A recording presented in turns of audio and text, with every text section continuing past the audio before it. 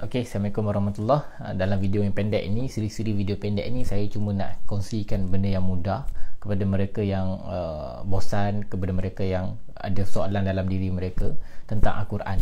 So kita nak cerita banyak tentang Al-Quran ni, benda-benda yang simple-simple yang mungkin kita sendiri lupa untuk ambil tahu benda ni, dan kita mungkin tak sedar tentang apakah itu Al-Quran, tentang kelebihan-kelebihan Al-Quran lah khususnya. Baik, saya bukan nak cerita tentang maksud Al-Quran, definisi lah, apa benda semua tu, itu semua kita boleh google. Tapi kita nak cerita tentang apakah sebenarnya yang boleh kita dapat daripada Al-Quran apabila kita membaca Al-Quran, atau apabila kita mentadabbur Al-Quran, apabila kita mengetahui makna Al-Quran.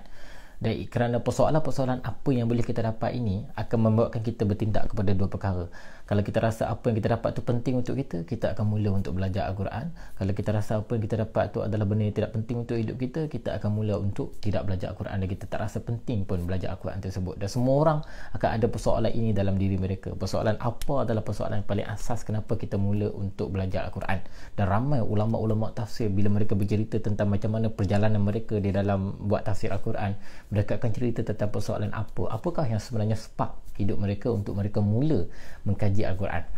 Di antara beberapa perkara yang bermain dalam fikiran kita semua adalah kita sentiasa mahu menjadi seorang Muslim yang baik, dan kita sentiasa cuba untuk memastikan kewajipan kita sebagai seorang Muslim yang mana Allah kata wajib kita tunaikan. Antaranya adalah sembahyang 5 waktu, puasa, zakat kalau kita berkemampuan dan sebagainya. Kita cuba untuk laksanakan dalam kadar upayaan kita lah. Kalau kita ambil contoh yang paling mudah, solat lah. Walau macam mana sekalipun, saya yakin ramai orang Islam, walaupun ada di sana yang tak solat, tapi ramai orang yang dia akan cuba untuk tunaikan solat kerana dia yakin itu adalah salah satu cara untuk dia jadi hamba yang baik kepada Allah Subhanahu Wa Taala dan menunaikan amanahnya sebagai hamba kepada Allah. Baik, tapi kalau kita terfikir balik kan, satu perkara yang sangat besar ujian kita adalah bila cara kita melihat kewajipan tersebut bukan dalam kerangka hukum. Contohnya, yes, Allah hukumkan solat itu wajib, maka siapa-siapa yang tinggalkan solat maka dia berdosa, dan beza dia dengan orang kafir adalah solat tersebut. Baik, tetapi bagaimanakah cara kita melihat sesuatu yang Allah tekankan kepentingannya, Allah besar sangat kepentingannya, kewajipannya dalam kerangka yang kita rasa sangat-sangat penting, tapi tidak diturunkan kewajipan, tidak disyariatkan, tidak didalilkan, tidak kita dihukumkan wajib kepadanya. Sebagai contoh, membaca Al-Quran. Membaca Al-Quran ni, dia tak adalah kata kamu wajib membaca Al-Quran satu minggu, satu hari, tak ada benda itu, tak adalah Al-Quran. Dan Allah tak kata pun wajib kamu untuk membaca Al-Quran, wajib untuk belajar tentang Al-Quran, wajib untuk mengetahui maksud-maksud tentang Al-Quran. Benda itu tak ada, tak disyaraikan. Bahkan hadis-hadis pun cakap saja, Nabi kata beruntunglah mereka yang membaca Al-Quran dan sebagainya. Tidak ada satu kewajipan yang membuatkan kita rasa terpanggil ataupun kita rasa diimpuskan kepada kita untuk membaca Al-Quran. Dia akan menatijahkan dua perkara. Pertama, kita rasa tak apa kalau kita tak ada masa untuk belajar tentangnya. Itu sangat-sangat menguji kita kerana kita dalam dunia yang penuh dengan kesibukan, pergi kerja, balik kerja, dan kita sangat-sangat banyak perkara yang kita nak lakukan. Jadi kita rasa tidak bersalah sedikit apabila kita tidak belajar Al-Quran. Yang kedua, kita rasa macam ini yang bagus, kita rasa macam itu adalah satu ujian kepada kita kerana dia nak tahu tentang, dia nak menguji kita setakat mana kita meletakkan usaha kita untuk inisiatif kita untuk pergi belajar Al-Quran, untuk mulakan pelajaran kita, untuk mulakan pengembaraan kita tentang Al-Quran. Dia dua benda yang berbeza. Dan bila kita tengok balik, rupanya Al-Quran dia adalah satu personal dialog kita dengan Tuhan. Kita dengan Al-Quran tu, bila kita mula belajar Al-Quran, dia adalah personal dialog.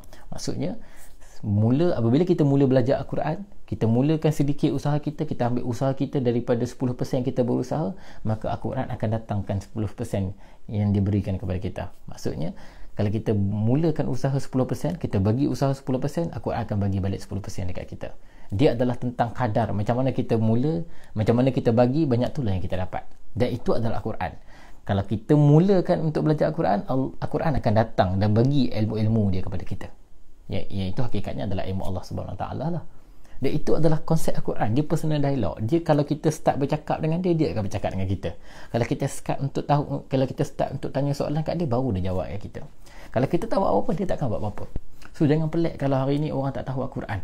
Jangan pelik kalau hari ni orang tak rasa pun pentingnya belajar Quran, pentingnya baca tafsir. Orang hanya rasa macam okey, aku dah baca tajwid betul apa semua dah settle, tapi dia tak tahu maksud Al-Quran. Akhirnya dia hanya membaca bagaikan membaca rutin yang tidak memaksudkan, yang tidak bermakna apa-apa pada dirinya. Memang Al-Quran dia ada kesan kepada emosi kalau kita baca saja tanpa faham maksud, tapi sampai bila-bila kalau dia hanya sekadar pengulangan benda yang sama, dia tak akan memberikan kesan kepada emosi spiritual, intellectual. Dia hanya sekadar rutin yang kita ulang hari-hari. Dalam English dia panggil the sacred monotony. Maksudnya kita tersekat, stuck dalam rutin yang tidak memberikan apa-apa maksud dalam diri kita. Tidak ada wacana yang kita letakkan dalam diri kita. Dan itu adalah Al-Quran, personal dialogue. Jadi lagi banyak kita bagi masa kepada Al-Quran, maka lagi banyak Al-Quran akan feed kita, akan bantu kita. Dan itu adalah tugas kita. Al-Quran dia tak datang tiba-tiba kita ni okey tepatlah Al-Quran, dia tak datang kalau kita tak berusaha. Dan itu adalah fungsi Al-Quran. Dia kena tunggu kita. Sebab tu Al-Quran tak wajib, sebab dia nak menguji kita. Dia adalah proses untuk kita bagi, untuk kita turunkan usaha kita, dan kita akan dapat balik hasilnya apa.